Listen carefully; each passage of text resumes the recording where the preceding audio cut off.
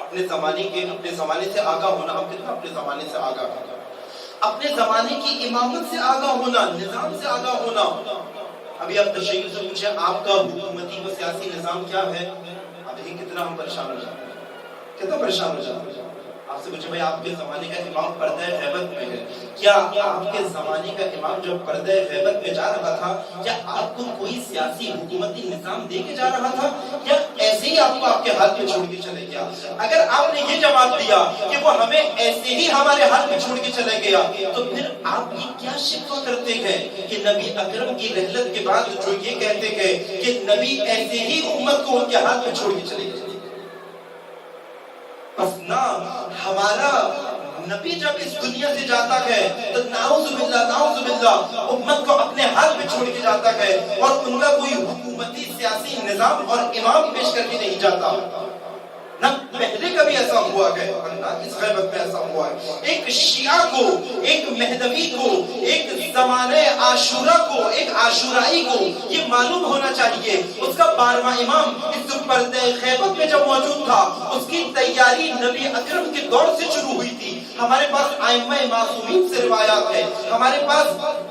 خود آپ کے آباء و اجداد معصوم اماموں سے روایت ہے کہ پردہ غیبت میں نظام ولایت اور امامت جاری ہے, جس کو ہم ولایت فقیہ سے بھی تعبیر کرتے ہیں, جس کو ہم مرجعیت سے بھی تعبیر کرتے ہیں. ہمارا امام زندہ ہے,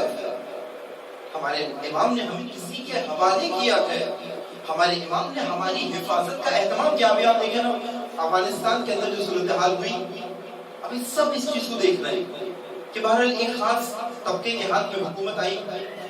حکومت آنے جا رہی ہے, آئی نہیں ہے, آئی جا رہی ہے, جو کہ ایک باقاعدہ فیز ہے,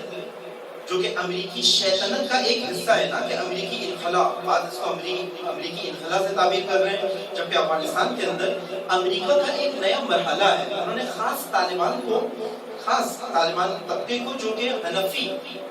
سلفی, اس کو استعمال کیا ہے اس کام کے لیے, نہ کہ وہ, آپ کو پتہ ہے کہ ایک خاص طبقہ ہے اہل سنت کا جو وہابی ہے, یعنی کہ جو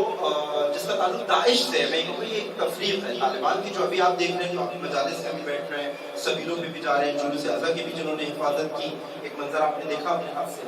یہ وہ طالبان نہیں ہے کہ جو طالبان نے 91 سے لے کر بھی 1991 میں بھی طالبان کی حکومت آئی تھی روس کے خلاف قیام کے بعد, اور تقریباً 2001 تک وہ حکومت رہی, تقریباً 10 سال. ان طالبان نے کوئی ایک بھی, خود ملا عمر کی گلی میں امام بارگاہ تھا, خود جس گلی میں ان کے ملا عمر رہتے تھا وہیں پر امام بارگاہ تھا. لیکن ہم دیکھتے ہیں کہ آپ کو زمانے میں کوئی نہیں ملے گا 90 سے لے کے 2000 تک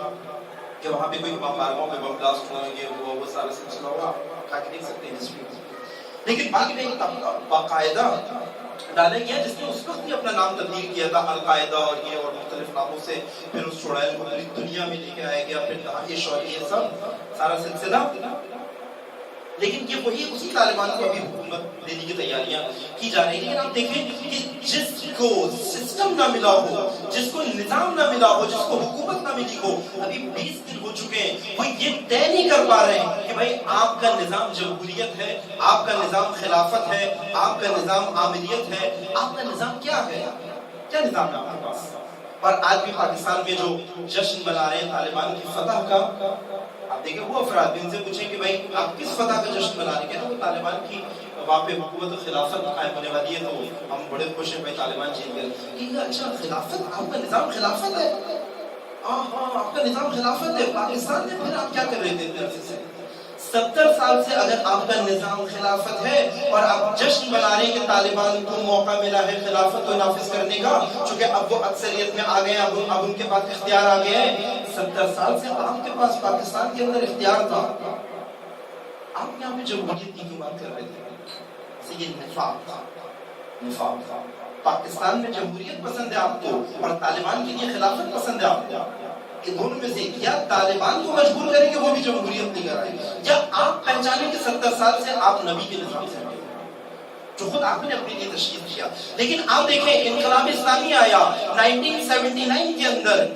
पहली फरवरी 2 फरवरी को इमाम खुमैनी का जहाज वहां पे उतरा और 11 फरवरी को इनकलाब इस्लामी का निजाम इस्लामी निजाम इमामत की डॉक्ट्राइन कानून असासी शहीद बाक़िर सद्र ने इराक से लिखकर मुकम्मल इमाम खुमैनी को तोहफे के तौर पर दिया, जिसको इनकलाब इस्लामी की जो शूरा आली थी शहीद मुतहरी और शहीद बहिश्ती जैसी शख्सियत ने उसको और पॉलिश करके इमाम खुमैनी की खिदमत में पेश किया कि मौलाए मुत्तकियान ने ना पहले हमें तन्हा छोड़ा था ना इस जमाने में हमें